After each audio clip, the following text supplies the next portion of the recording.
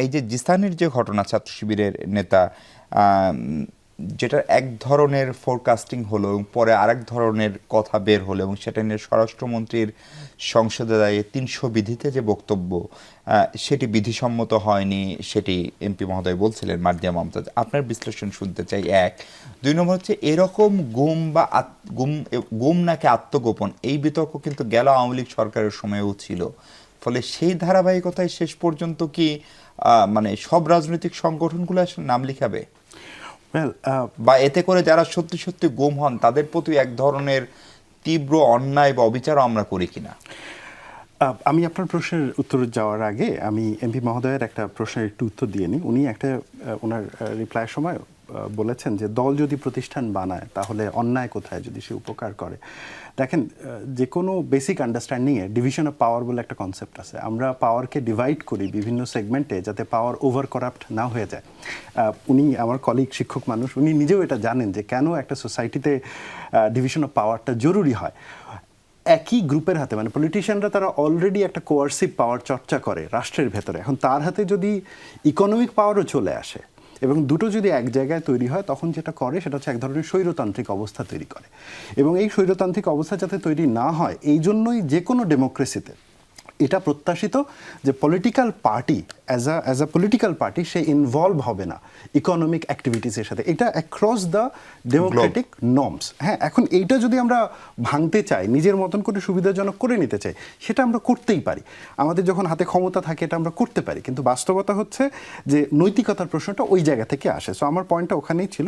এবার আসা যাক যে ছাত্র শিবিরের যে কর্মী সম্পর্কে যে আলাপটা হয়েছে, দেখেন মানে একজন নেতা তার সম্পর্কে যে আলাপটা হয়েছে, আমরা যদি ওভারঅল দেখি, প্রথম কথা আমি একবার বলে নিই, আমি তার প্রেমের অধিকারে বিশ্বাস করি ব্যক্তিগতভাবে। তার পূর্ণ অধিকার আছে কারোর সাথে প্রেম করার না করার, এবং একজন প্রেমের সম্পর্ক বাস্তবায়ন হবে কি হবে না, সফল হবে কি হবে না, এটা তাদের ব্যক্তিগত ব্যাপার, সেটা নিয়ে আমার কোনো আলাপ নাই। আলাপটা হচ্ছে পুরো প্রসেসটা। আপনি যদি দেখেন যে প্রথমে উনি যখন নিজে আত্মগোপনে গেলেন, তখন তার যারা সহকর্মী, ইনক্লুডিং মানে সামান্য কর্মী থেকে শুরু করে একদম টপ লিডার এবং বিরোধী দলের প্রধান নেতা, তিনি কিন্তু আর চারটিখানি কথা না, তিনি এখন বিরোধী দলের নেতা, তিনি পর্যন্ত পোস্ট করলেন। এবং সেই পুরো পোস্টটাকে যদি আমরা সামারি করি, দেখব যে 24 ঘন্টা এটাই ছিল যে গুম হয়েছে এবং সরকার এই গুমটা করেছে এবং এই সরকার আসলে আওয়ামী লীগের থেকেও খারাপ। এই তো মেইন ন্যারেটিভ, তাই তো? এখন যেহেতু এটা একটা পলিটিক্যাল ন্যারেটিভ, এটা তো আর কোনো ধরেন এমনি ন্যারেটিভ না, যেহেতু পলিটিক্যাল ন্যারেটিভ, তাহলে পলিটিক্যাল ন্যারেটিভের তো পলিটিক্যাল কাউন্টারই হবে।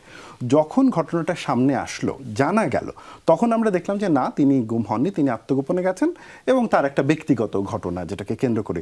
তার থেকেও গুরুত্বপূর্ণ ব্যাপার, তিনি যে শিবিরের কোন পদে ছিলেন এটাও আমরা হয়তোবা জানতে পারতাম না যদি এই ঘটনাটা এইভাবে না হতো। এর কারণ হচ্ছে এই পুরো পলিটিক্যাল গ্রুপটা তাদের যে এন্টায়ার সাংগঠনিক কাঠামো সেটা প্রকাশ করে না। এখন দেখেন, ছাত্র দলের কেউ একজন রেপ করলে আমি জানতে পারি, কারণ ওই কমিটিটা প্রকাশিত।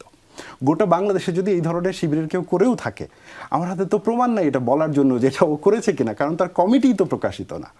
এটা তো একটা বেসিক স্ট্যান্ডার্ড যে কোনো রাজনৈতিক দল তার কমিটি প্রচার করবে। সেকেন্ড যে পয়েন্টটা, গুমের যে ব্যাপারটি আসছে, দেখেন বাংলাদেশের গুম অত্যন্ত সেন্সিটিভ একটা ব্যাপার। গত 17 বছরে, বিশেষ করে 2013-14 পর থেকে আমরা দেখেছি গুম রাষ্ট্রীয়ভাবে ব্যবহার করা হয়েছে অপোজিশনের রাজনৈতিক দলগুলোকে দমন করার জন্য। এবং এইটার শিকার জামায়াত ইসলামী, এইটার শিকার হয়েছে বিএনপি, এইটার শিকার হয়েছে বামপন্থী, বিশেষ করে সর্বহারারা, এমনকি আওয়ামী লীগের কিছু বিদ্রোহী গ্রুপের কিছু সদস্যও কিন্তু এর শিকার হয়েছে। মানে গুমটা বাংলাদেশে ইনস্টিটিউশনালাইজ ছিল। আমরা দেখেছি কেমন করে মানে এই গুমের টাকার লেনদেন হতো, তাই তো? এখন এরকম একটা সেন্সিটিভ বিষয় যদি একটা রাজনৈতিক দলের, একটা ছাত্র সংগঠনের এত বড় একজন নেতা এটা করেন এবং পুরো সংগঠন যদি গুম হয়েছে বলে এই প্রচারণায় লেগে যায়, এবং যখন ঘটনাটি প্রমাণিত হলো তখন আর তারা দলীয়ভাবে এটার জন্য ক্ষমা চান না, তখন সেটা একটা প্রবলেম। জি।